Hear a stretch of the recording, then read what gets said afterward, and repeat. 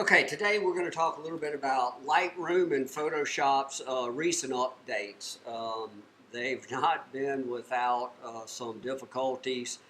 When I first did the upgrade, I found both programs horrifically slow, and so I have found a couple of workarounds. But I did want to also talk a little bit about a couple of the Lightroom functions that have been added that are really, really nice. And so once the hiccups get worked out of the upgrades, I really think it's going to be a good change. So let's turn to the screen and I'll show you what I've found that has helped with the speed issues, and then we'll talk also about some functionality that I think you'll really like if you're a photographer. Here we go. Before we turn to the computer work, it's important to understand what the upgrades are. When you're talking about the Lightroom upgrade, there's two options. The Lightroom Cc, which is completely cloud-based, and Lightroom Classic. Here's the thing, the CC upgrade, again, is intended to be completely cloud-based. It does allow you to access all of your images and do some edits anywhere on tablets, on any of your devices. The problem is that it's completely cloud-based, and so you end up with having to put all of your images on the cloud. For professional photographers and those who shoot lots of images with DSLRs, that's a real issue. And so I recommend the Lightroom Classic, which will be what you're used to on your laptop. It'll allow you to do all of your editing on the laptop, and then you can export out and do whatever you want with it. The Lightroom CC is going to be more for those who are taking iPhone pictures and stuff like that, want to share it out to all your friends, do some quick edits, and throw it up on social media. And so what we're going to cover today is the Lightroom Classic version. So now let's jump to the computer. The first issue that we have to deal with is the whole memory issue, and so what happens apparently is that the new versions require a lot more memory. So I'm going to jump over into Photoshop first. I've already done the upgrades. This is a photo I took in the Smokies on a recent trip. So when you're in Photoshop, the first thing you need to do is go into Preferences and then go down to Performance and look at the memory usage.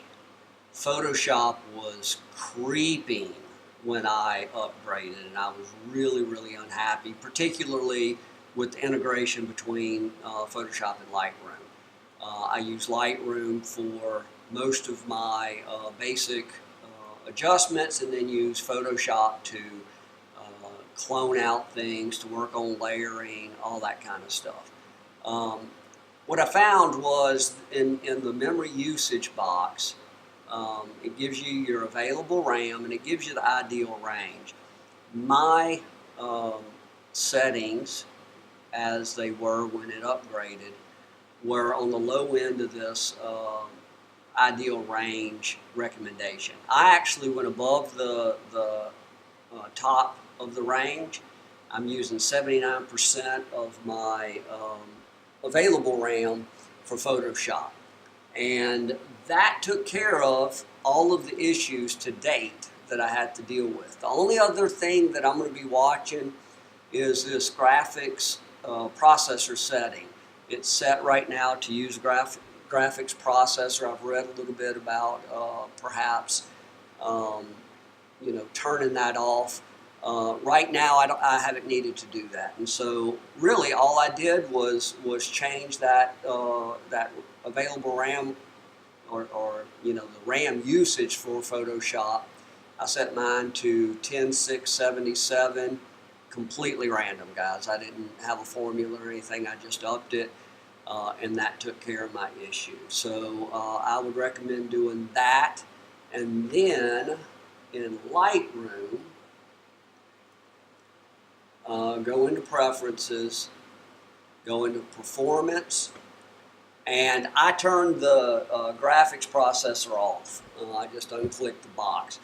It's still a little bit slow when it moves from one folder to the next and it's loading things, but it is faster than it was when I initially started. And so those are the two things I did to really increase the speed and make things more efficient. Now we're going to talk about one of the really cool features that's been added to Lightroom with this upgrade. So I've got an image here that I took in the Smoky Mountains a couple of weeks ago. It's okay, it's not anything real special, but it's going to allow me to really show how this new functionality works. All right, let's take a gradient filter, and we're going to work on the sky, which obviously is overblown. I'm going to drag the filter in here, and we're going to be pretty dramatic here. I'm going to pull the exposure way down. I'm going to add some warmth to the sky to give the clouds some color.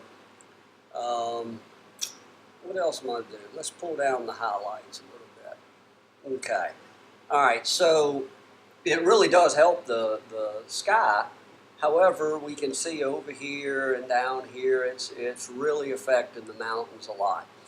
So what you want to do is look for the range mask option down here.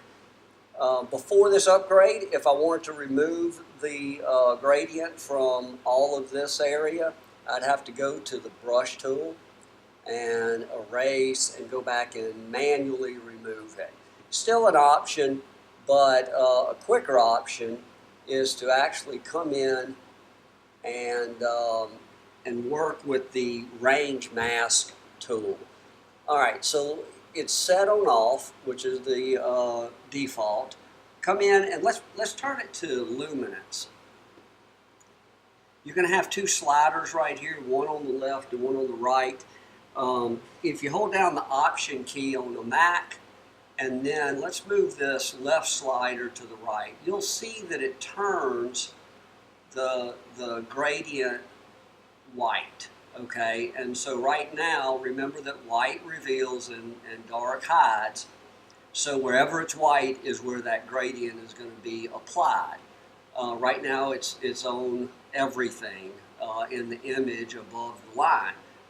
If I start moving to the right, you're going to see that the mountains begin to turn black, which means the gradient's going to disappear from them. And so I can come here and turn the gradient off and then back on, and you'll see that it is applying the gradient only to the sky and a little bit of the mountains here. In this case, that wouldn't bother me, but if I wanted to, I could use the erase brush and go ahead and remove that. But more importantly, watch this area right over here. When I turn off the gradient and when I turn it back on, you can see that that area is being protected from the gradient. And so this is a really powerful tool to be able to control where your radial filters, your gradients, and your brush strokes are going. You can do the same thing with all three of those tools. The other option under range mask is color. In this case, it's not going to work very well because of the tonality of this image, but I'll show you real quick what happens. Okay, so you can pick where you want it to show by color. And so, okay, I want the gradient to show on that spot there. hold down the Shift key and you can begin building out where you're going to show that gradient. And it will begin to build back in. Obviously, it's not as accurate. It's showing on the mountain some. Just disregard that. And again, in this case, it's just not a very good option, so luminance works better. However, on images where the tonalities are distinct enough and the colors are distinct enough, it actually works pretty well. I've done it with some other images. And so those are your two options. This new range mask is a really powerful tool to be able to control your filters. And so in my estimation, that's probably the most dramatic increase in functionality. The other improvement is in the import functions.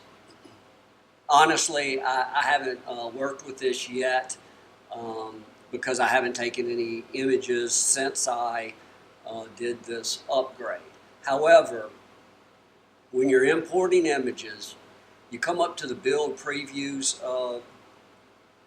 option, and I do one-to-one previews, which allows me to have full previews. I can work with raw images when I'm not connected to my external hard drive, all that kind of stuff.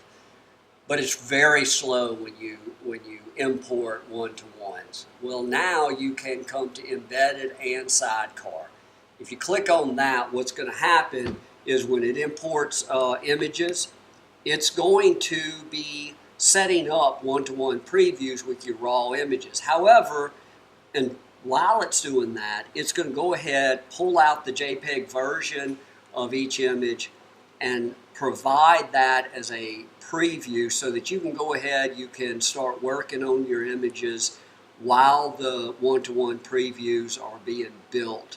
And then when everything gets imported and Lightroom builds those raw one-to-one previews, then it'll match everything up seamlessly and you'll be ready to go. I'm looking forward to playing with that and really seeing how that will increase my ability to get to editing photos instead of having to come in, click import, go to my files, import photos and get that started and walk away and come back 30 minutes or an hour later and then be able to really efficiently work. I should be able to go ahead and do that very quickly. Okay, those are the two main increases in functionality that I have, or improvements in functionality that I've discovered. With Lightroom, I'm still working with Photoshop, and I'll update this channel with any other updates. Please subscribe to the channel so that you can keep up with any videos that I add. And I appreciate you tuning in. I'll catch you next time.